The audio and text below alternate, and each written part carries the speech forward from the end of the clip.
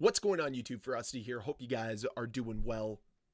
May 22nd, 2024 was the official launch day for XDefiant.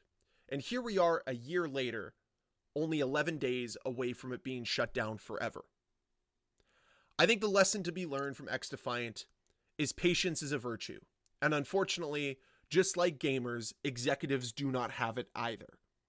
Because I look at XDefiant today as I play it for its final days, and it's a game that deserved a lot more patience, a lot more opportunity, and a lot more confidence from its own publishers.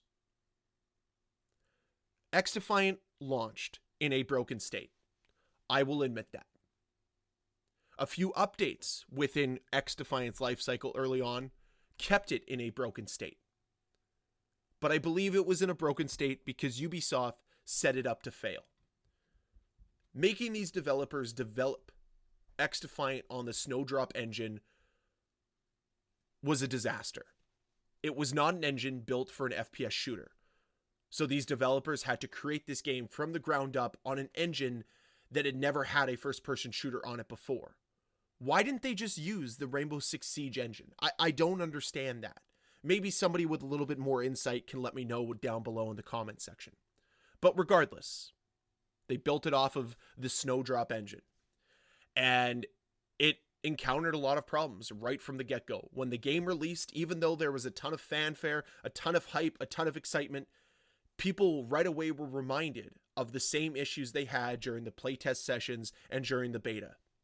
Netcode, hit detection, issues galore. And it wasn't just the fact that netcode sucked. There was some balancing issues that were out there.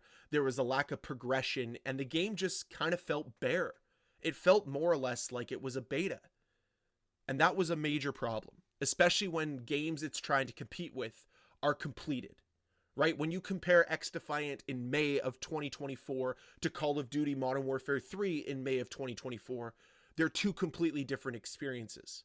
One that is fully complete, and another one that is lagging behind. And unfortunately, because XDefiant was so far behind its own competition, it failed to keep up. It failed to take any type of advantage. People wanted XDefiant to succeed. A lot of people also wanted it to fail, don't get me wrong, but a lot of people wanted it to succeed. Unfortunately, it never reached a level of success that was sustainable long term. I still believe that if Ubisoft had a little bit more patience with XDefiant, we wouldn't be talking about its eventual shutdown in just a few days. We'd be talking about Season 5 or Season 6 or what other changes we'd like to see the developers make. But that's not the case. That's not where we are. Now, we can talk about some of the other shortcomings of XDefiant because there are some. And I think one of the biggest shortcomings this game had, especially early on, was Season 1. Season 1 was meant to bring the first new faction into XDefiant, some new maps, and ranked play. And unfortunately, outside of the maps and the new weapon, it really felt like it was a giant miss. It was a misstep for XDefiant. They dropped the ball. The netcode still was unaddressed. Ranked play was more or less a joke. And of course, the brand new faction was underwhelming. All of this was a perfect storm of not good enough. And it continued to tank the confidence people had in XDefiant's developers. Now, luckily, they did learn their lesson, and they continued to make the game better throughout the entirety of Season 1. So then when Season 2 dropped, the game felt like it was in a pretty decent state. Yes, hit detection still had its issues. Yes, the netcode was still problematic at times, but it was becoming more stable. Not only that, they released a really good faction in the Highwaymen. We had some really good new maps as well. And all in all, it felt like the game was moving towards success. And then we found out on December 3rd of 2024, the game was officially going to be shut down. But not before it got one final update. An update that showcased all of the potential this game truly had. The netcode was far better after this update, and it's still pretty good today. Yes, at times it sucks. Don't get me wrong. It's still problematic. But all of the new factions they added, all of the new maps they added were a lot of fun. And the game today and the way it's been for the last 6 months has been a lot of fun. I'm going to deeply miss this game. I recognize its missteps. I recognize its successes as well, though. And I think that's what needs to be the takeaway here. XDefiant did a lot of things wrong. But what it did right, man, did it do it right. The communication with the community was unparalleled. How come no other development studios decide to do it the way the XDefiant devs did? It's beyond me.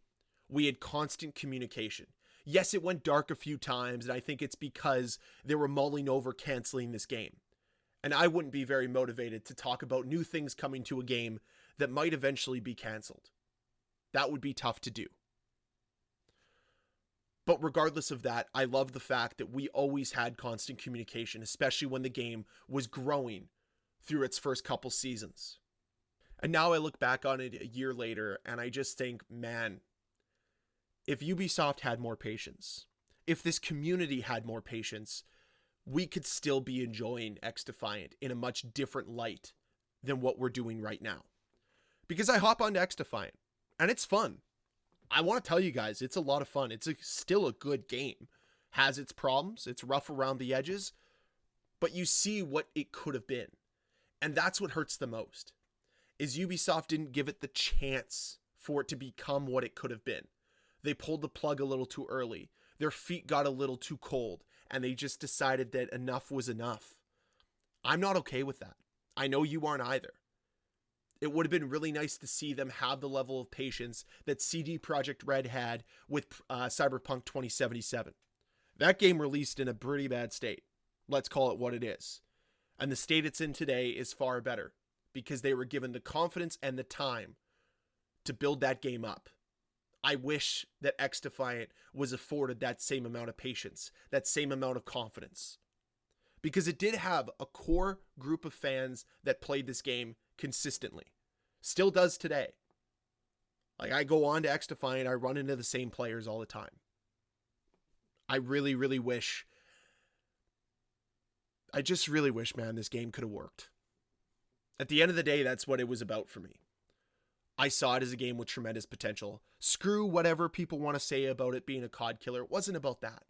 It was about an experience that reminded me why I really was drawn into first-person shooters in the first place. Halo's lost that for me. Call of Duty's lost that for me. But XDefiant, for whatever reason, has it. Whatever that variable is, XDefiant has it in spades. Is it the fact that the gameplay is variable? I don't know. Is it the fact that the gameplay is just fun? Probably. Is it the fact that I can see myself in real time getting better? Yeah, maybe that has something to do with it as well. But whatever it might be, XDefiant had that variable. That same variable that Halo 3 had. That same variable that the early Call of Duties had. That's what I'm going to miss the most.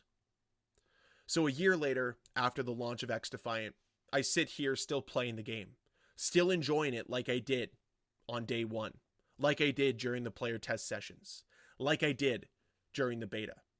It's just a little bit more somber now. Because every time you load into a map, that could be the last time you ever play that map. Every time you play as a faction and earn their ultra, could be the last time you earn that ultra. Just a little bit more somber. So to end this video on a little bit more of a positive note, XDefiant is a good game. It had the potential to be a great game, and it was working towards it. If you've played the game since December 3rd, 2024, you know that it addressed a lot of the progression problems it had. It brought in prestige. It brought in a wealth of brand new content. If you could have played the game after December 3rd, you saw what this game could have been. It could have been great. That's what I'm going to remember XDefiant as. Not how it started, but how it finished. A game that grew over the course of its life cycle. A game that learned from its mistakes and ultimately finished up in a better spot than when it started. That's all you can ask from a live service game. But the leap that it took from December 2nd to December 3rd was important. I don't think that I'd still be playing it if they never updated the game like they did. But man, was that a smart decision. And it will always leave me with this what if in the back of my head. What if Ubisoft gave it a better chance? What if players had a little bit more patience for it? What if? What if? What if? That is what's going to be remained when XDefiant leaves. That one question. So XDefiant has 11 days left for you to enjoy it. I hope you do. I hope you log back on and you have some fun. Whatever the game mode might be, trust me, it's going to be a good time. I'll finish the video with this. XDefiant, a year after its launch, is far better than when it launched. It's that simple. Would love to hear your thoughts on XDefiant down below in the comment section. And as always, guys, thank you so much for watching. If you enjoyed this video, please hit that like button. If you want to see more videos from me, please hit that subscribe button. Thank you so much for watching, and I will see you guys next time.